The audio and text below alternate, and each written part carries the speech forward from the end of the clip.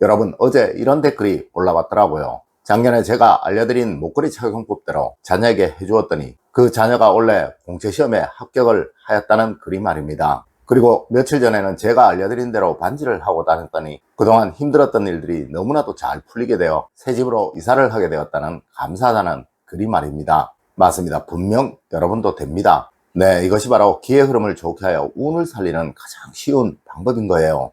여러분, 이제 가을이 되면 액세서리는 꼭 제가 알려드리는 대로 하세요. 분명 여러분들도 내년 이맘때쯤에는 앞서의 분들과 똑같은 이야기를 하시게 될 것입니다.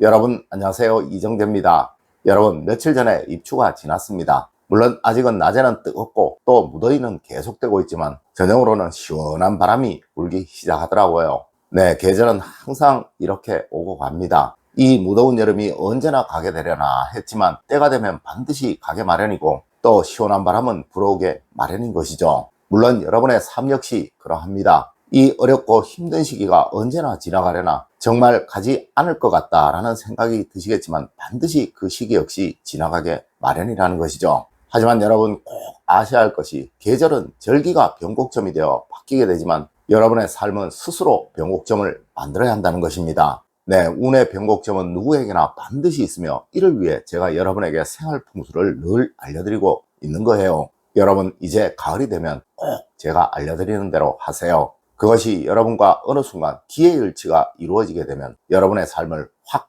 바꾸어 버리게 될 것입니다. 네, 여러분은 완전히 다른 삶을 살아가시게 될 것이라는 것이죠. 첫 번째로 여러분, 가을에는 액세서리를 많이 하시면 좋습니다.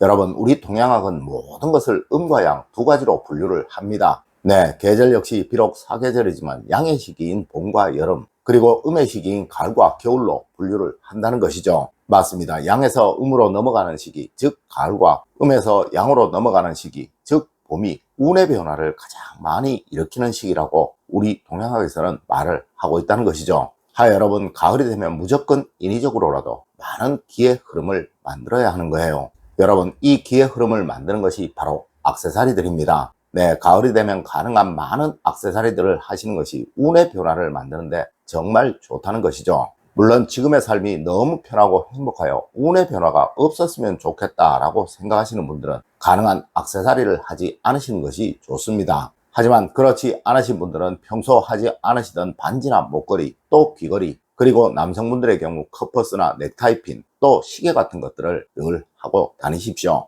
분명 여러분에게는 많은 삶의 변화들이 생겨날 것이고 그 많은 변화들 중에 여러분의 삶을 바꿔줄 만한 큰 변화가 분명 있을 거예요. 두 번째로, 여러분 가을에는 무조건 염원을 강하게 하시는 것 잊지 마세요.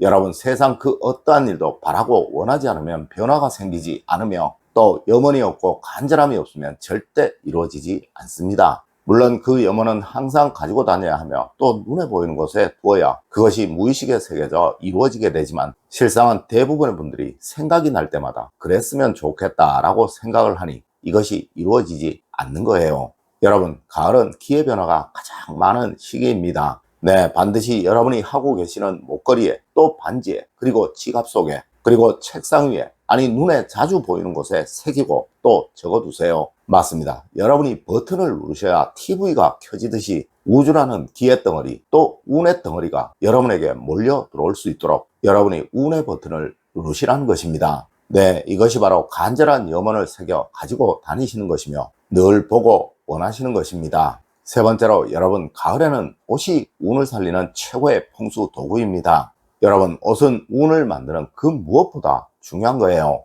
네, 옷을 잘 입게 되면 무조건 운은 살아나게 되지만 옷을 못 입게 되면 절대 운이 살아나지 않는다는 것이죠. 여러분, 올 가을에는 반드시 이렇게 옷을 입으세요. 절대 사치스럽게 옷을 입지 마십시오. 반드시 단정하고 깔끔하게 옷을 입으십시오. 절대 누추하게 또 아무 옷이나 입지 마십시오. 반드시 눈에 띄지만 우아함을 잃지 않게 입으십시오. 물론 누구는 에이 불편하게 라고 말씀하시겠지만 여러분, 약간의 불편함은 있더라도 남이 보아 한 번 더 보고 싶어지도록 만드는 옷, 그렇지만 눈살이 찌푸려지도록 만들지 않는 옷, 그런 옷은 운을 살리는 옷입니다. 네, 가을에는 꼭 이런 옷을 입으세요. 네 번째로, 여러분 운의 포인트를 만드셔야 합니다. 여러분, 세상 만물은 모든 것이 다 원으로 형성이 되어 있으며 한 곳에 응집이 되었다가 흩어지는 성질을 가지고 있습니다. 네, 특히 운과 기는 더욱 그러하며 이것은 절대 모이는 구심점, 즉 포인트가 없으면 모이지 않는다는 것이 동양학의 기본적인 원리입니다. 맞습니다. 운의 포인트를 만드셔야 하는 거예요. 물론 이 운의 포인트가 바로 여러분이 하시는 액세서리이며 또 옷이며 그리고 헤어스타일 또 마음이며 그리고 행동인 거예요. 여러분, 항상 무언가는 한 가지 생각나는 사람이 되세요. 네, 여러분도 누군가를 연상하시면 무엇인가 좋은 특이점이 기억되는 사람이 있을 거예요. 물론 나쁜 특이점이 기억되는 사람도 있겠죠. 맞습니다. 전자의 사람은 운이 모여드는 사람이니 번영하고 또 행복해질 사람이며 후자의 사람은 운이 흩어지는 사람이니 불행해질 사람이라는 것이죠. 여러분, 꼭 전자와 같은 사람이 되세요. 아, 그 사람 목걸이가 참 멋있었지. 참 착했어. 그 사람 참 부지런한 사람인 것 같았어. 맞아, 옷을 참 잘 입었던 것 같은데 라는 식으로 운의 구심점, 즉 포인트를 만드는 사람이 되십시오. 네, 분명 이 가을 여러분의 운의 용트림은 시작될 것입니다. 다섯 번째로, 여러분 정말 힘드시면 신발이나 지갑을 바꿔보세요. 여러분, 가을에는 꼭 신발을 바꿔보십시오. 물론 지금 아주 행복하신 분들을 제외하시고 말이죠.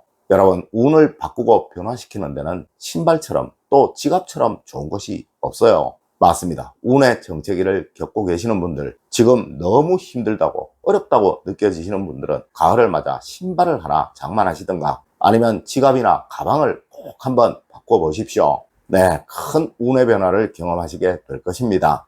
여섯 번째로, 여러분 종은 이제 떼시도록 하십시오. 여러분, 가을이 깊어지면 종을 떼시는 거 잘 아시죠? 네, 절대 가을에는 현관문이나 출입문에 무엇이든 붙여두지 마세요. 여러분, 가을은 금의 기운을 말하며 이 금 모양은 날카롭고 단단하여 무엇이든 부딪히는 성질이 아주 강합니다. 네, 절대 운의 부딪힘을 만들지 마세요. 여러분, 그래야 불행이 생기지 않게 됩니다. 일곱 번째로, 여러분 가을에는 즐거운 음악을 들으세요. 여러분, 가을은 소심해지고 우울해지고 또 생각이 많아지는 계절입니다. 하여 우울한 음악, 템포가 느린 음악은 피해야 하는 것이고 가능한 즐겁고 상쾌한 음악을 들어야 하는 것입니다. 네, 제 영상의 시청자분들이 대부분 어느 정도 나이가 있으신 분들이라 이 이야기는 드리는 것입니다.